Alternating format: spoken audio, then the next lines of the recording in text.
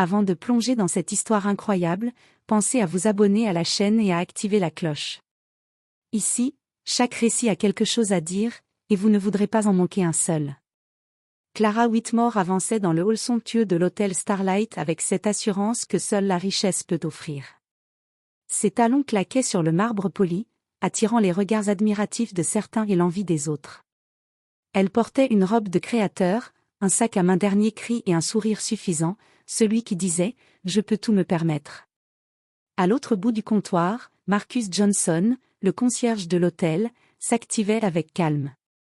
Chaque geste de sa part, chaque sourire adressé au client, traduisait une dignité tranquille, une confiance en soi que Clara ne pouvait comprendre. Mais pour elle, Marcus n'était qu'un obstacle temporaire sur sa route. Ce matin-là, Clara avait décidé de le ridiculiser. Pour elle, humilier un employé noir était un jeu, une distraction qui ne laisserait aucune trace. Elle s'approcha du comptoir avec un rire exagéré, feignant l'impatience. « Marcus. Vraiment, vous devriez apprendre à faire votre travail correctement. » Les clients se retournèrent, certains choqués par son arrogance, d'autres amusés par la scène. Marcus, imperturbable, répondit avec politesse. « Madame Whitmore, je vous demande juste de patienter comme tout le monde. » Le sourire de Clara se transforma en éclat de rire méprisant. Elle savait que son nom et son statut social la mettaient au-dessus des règles, qu'aucun employé ne pouvait la contredire sans risque. Mais elle ignorait un détail crucial, derrière ce concierge se cachait bien plus qu'un simple employé. Marcus n'était pas seulement un concierge. Ancien officier décoré de l'armée, il avait sauvé des vies et défendu des innocents. Sa famille était influente, et son frère, Elliot Johnson, était un avocat fédéral réputé pour ne jamais laisser passer l'injustice. Tout ce que Clara voyait, c'était un homme en uniforme, un simple employé. Ce qu'elle ne savait pas, c'est que cet instant, ce geste de mépris, allait déclencher une chaîne d'événements qu'elle ne pourrait jamais contrôler.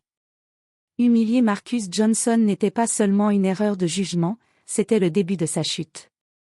Le hall silencieux reprit son rythme normal après quelques secondes, mais dans l'ombre, Elia observait la scène, silencieux et implacable. Clara croyait être invincible. Elle allait très vite découvrir que certaines erreurs ne restent jamais impunies. Le lendemain matin, Clara Whitmore arriva à l'hôtel Starlight, encore souriante et persuadée que son petit spectacle de la veille était oublié. Elle portait un tailleur chic, ses cheveux parfaitement coiffés, et ses talons claquaient comme un tambour de victoire. Elle repéra Marcus Johnson derrière le comptoir et s'avança avec un air de supériorité. « Marcus » lança-t-elle avec un sourire moqueur, attirant quelques regards des clients. « Vous avez encore réussi à rester debout ce matin sans me faire attendre ? Impressionnant. » Marcus leva les yeux, calme et mesuré. « Bonjour, Madame Whitmore. Je vous souhaite la bienvenue. Votre chambre est prête, comme toujours. » Clara éclata de rire, son ton glaçant le hall entier. « Comme toujours ? Vraiment, Marcus ? Vous vous donnez trop de peine pour si peu. Vous devriez peut-être apprendre à être plus efficace. » Les clients se retournèrent, certains souriant nerveusement, d'autres clairement mal à l'aise. Marcus garda son calme, mais à l'intérieur, il sentit la colère monter. Il savait que répondre à l'arrogance par l'arrogance n'apporterait rien. Au lieu de cela, il répondit avec un calme glacial. « Madame Whitmore, je m'occupe de tous les clients avec le même respect. Je vous conseille de traiter le personnel de la même manière que vous souhaitez être traité. » Clara éclata de rire encore plus fort, croyant que son sarcasme resterait impuni. Elle fit un geste dramatique vers le hall et murmura à ses amis.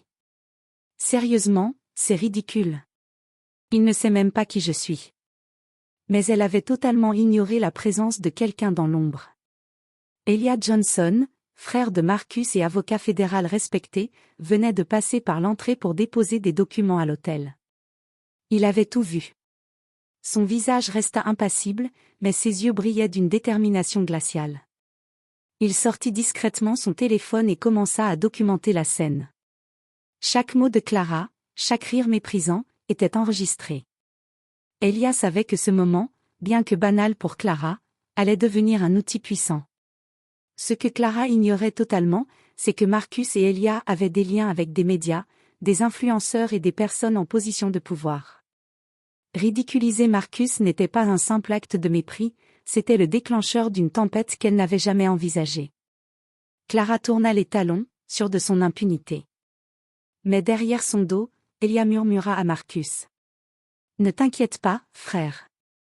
Elle va apprendre ce que signifie humilier la mauvaise personne. » Clara Whitmore croyait que sa supériorité sociale la protégeait de toute conséquence. Pourtant, quelques heures après son passage au hall, le monde commença à tourner contre elle. Elia Johnson avait pris soin de collecter chaque preuve, vidéo, témoignage du personnel, et même les messages sarcastiques de Clara envoyés à ses amis. Il savait qu'il devait agir discrètement, sans jamais se révéler immédiatement. Pendant ce temps, Clara rentra chez elle, inconsciente de la tempête qui se préparait. Son téléphone vibra. C'était un email de son père, Gregory Whitmore, un homme puissant dans le monde des affaires. « Clara, j'ai entendu parler d'un incident à l'hôtel Starlight. J'attends ton rapport immédiatement. » Clara fronça les sourcils. « Rapport ? Mais ce n'est qu'un concierge. » pensa-t-elle. Elle répondit avec arrogance, minimisant l'événement.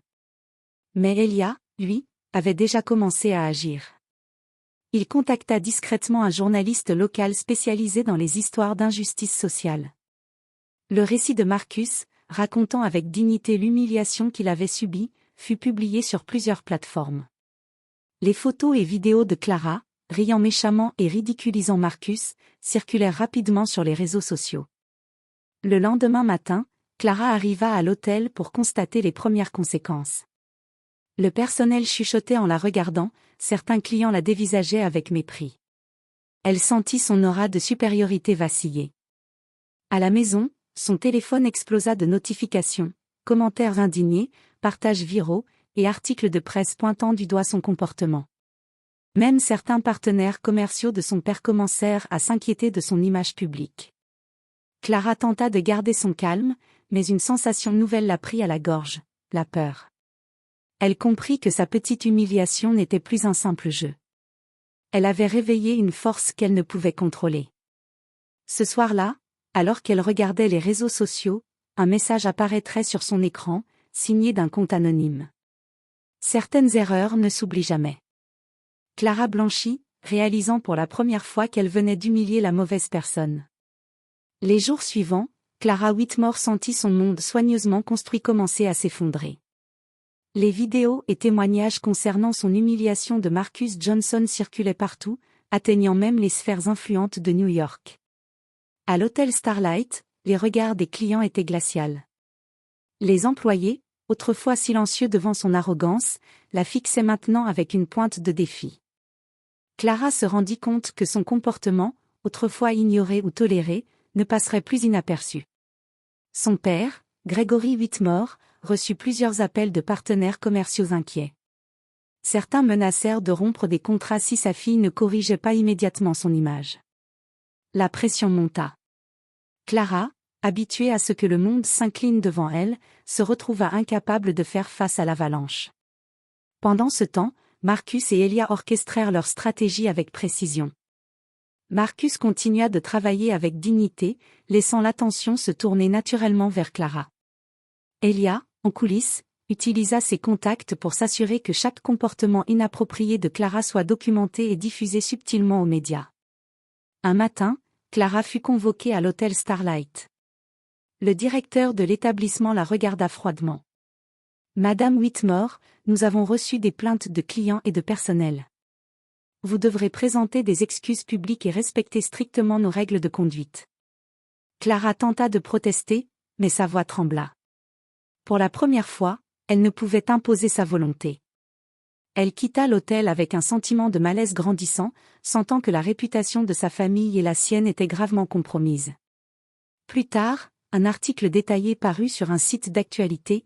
Il relatait la scène de l'humiliation, mettait en avant la dignité de Marcus et soulignait la manière dont Clara avait sous-estimé les conséquences de ses actes.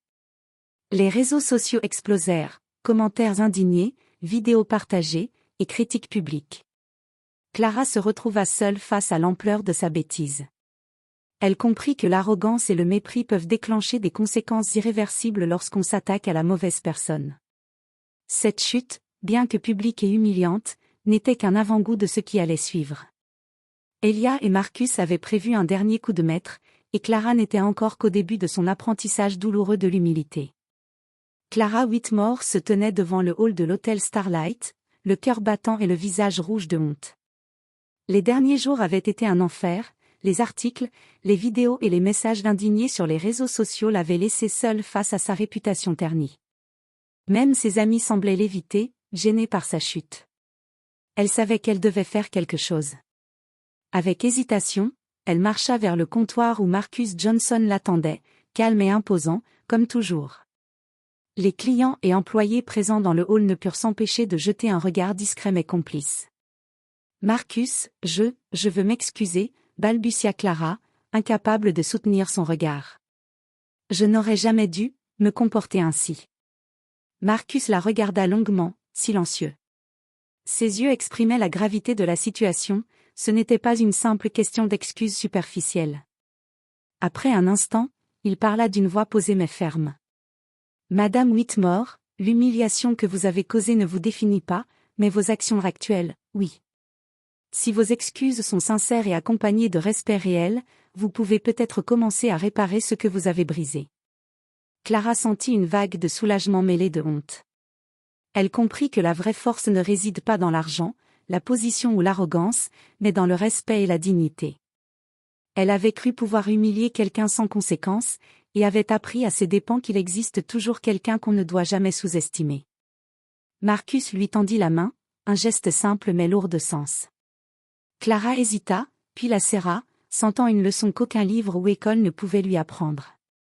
À ce moment, Elia Johnson, discret jusqu'ici, apparut derrière son frère. Il sourit légèrement, satisfait de voir que justice et dignité avaient trouvé leur chemin. Clara savait qu'elle avait encore beaucoup à réparer, mais pour la première fois, elle ressentit la vraie humilité. Et dans le silence du hall de l'hôtel, une vérité simple mais puissante s'imposa à elle: on peut toujours se relever, mais il faut apprendre à respecter ceux qu'on croit faibles, car parfois, ce sont eux qui tiennent le vrai pouvoir.